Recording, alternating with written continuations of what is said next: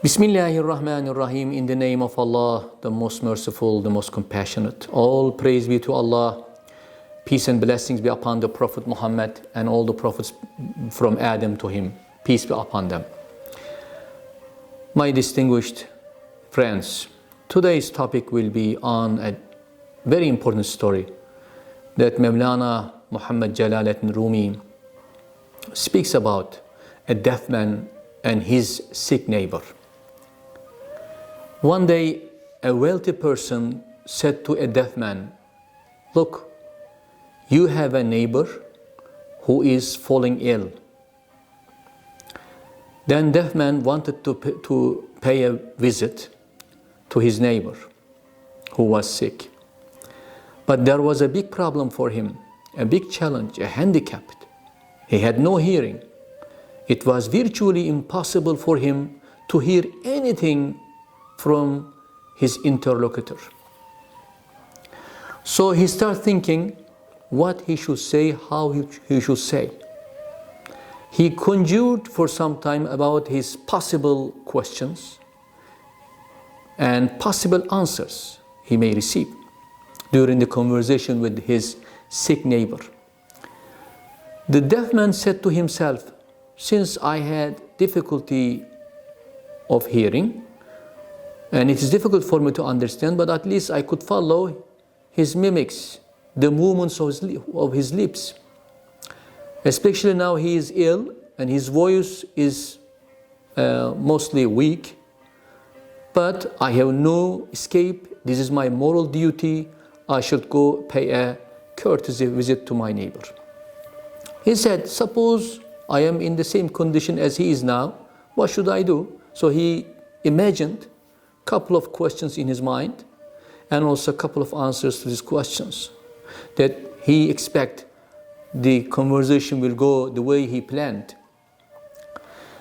He said, "When I see his lips moving, for example, I will form a good guess based on the movement of his lip.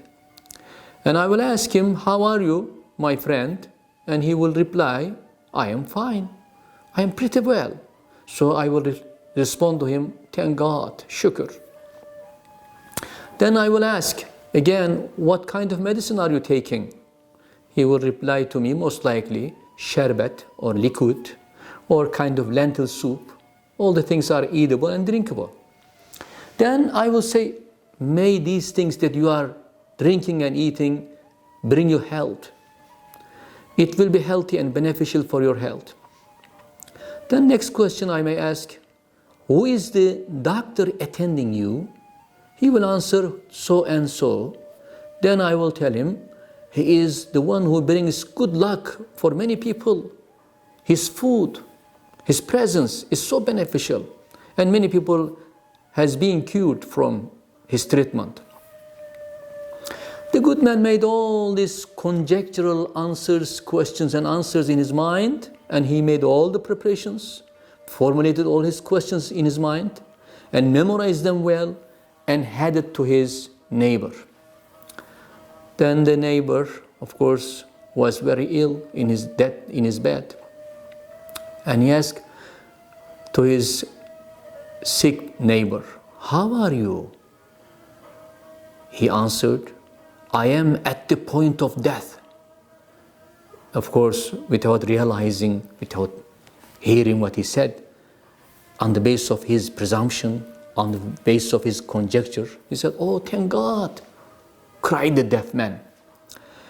At this, the patient became very resentful, to say the least, extremely upset, saying to himself, "What kind of thanksgiving is this? He must be my enemy." The deaf man made a conjecture, but now it appears it turned out to be wrong. After that, he asked another question. What are you taking as a medicine? He said, "Poison." And poor deaf man said, "May it bring good to you, give you health," said the deaf. The sick man's anger increased tremendously because of such an answer. Then again, the man naively continued to inquire about the well-being of his friend, neighbor. which doctor is coming to attend you? He replied, Azrael, the angel of death coming. Get out on my ways. And the deaf man, without understanding what he said, oh, he is very blessed. He always brings good, cures people, and heals people. You must be happy. So then the deaf man left the house of the sick man. He said to himself, thank Allah, thank you Allah. I can take leave now. I fulfilled my duty. He was thinking of like that he did his best. Now when we look at on the side of the sick man, he was thinking that who is this neighbor? Is he my enemy? Let me send him a letter. He reflected, he thought, I should condemn him. I should blast him. What kind of visit? Because normally people come to ask their well-being. So this kind of visit was not very pleasant at all. Then, as in the case of deaf, who was very happy, he thought he did his duty and fancied that he did his kindness, and I have paid my respects, I have performed my duty as a neighbor. But look at the result. Without realizing, he kindled a fire of resentment, that's what Mawlana says, against himself in sick neighbor's heart and burned himself. Now, this story goes on. There are many lessons to be extracted from this story. But so far, let me share with you what should be the conclusion, what should be the outcome of this story. Imagine the intention of the dead man was very honorable. It is one of the prophetic virtues to visit the sick and attend to their needs. But has this deaf man really done a good job by visiting him? Although he thought he fulfilled his duty as a neighbor, and because Prophet Muhammad, peace be upon him, warned concerning the rights of our neighbors, such goodness and courteous act that has been well intended but wrongly executed by this death led unfortunately to very unpredictable consequences.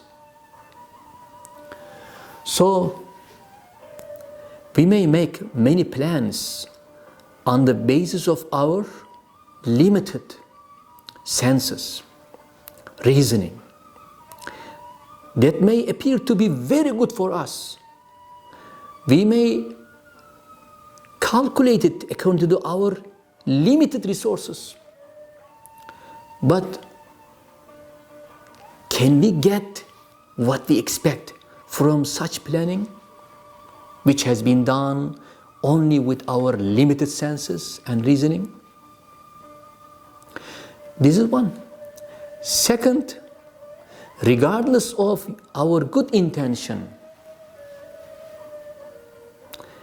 unless we are sure that we want to do what we are doing, how we will convey our message to others,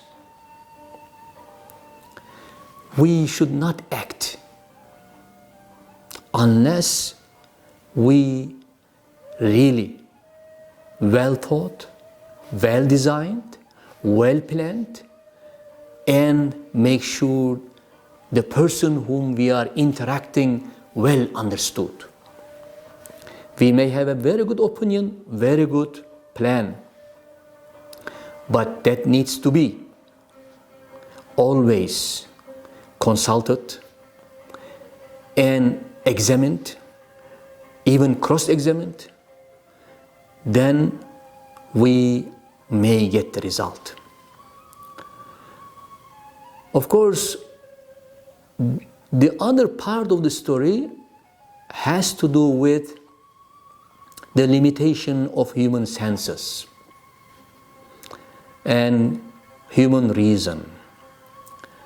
And what can we do as a human being with our just reason and senses if we do not receive guidance from the revelation, especially in conducting our spiritual, moral affairs? So, hopefully, in our next presentation, we'll talk about more on the details and ramifications and implications of this story, inshallah. May Allah Almighty keep you all in His mercy. Increase our wisdom and knowledge. May Allah's peace and blessings and mercy be upon you all.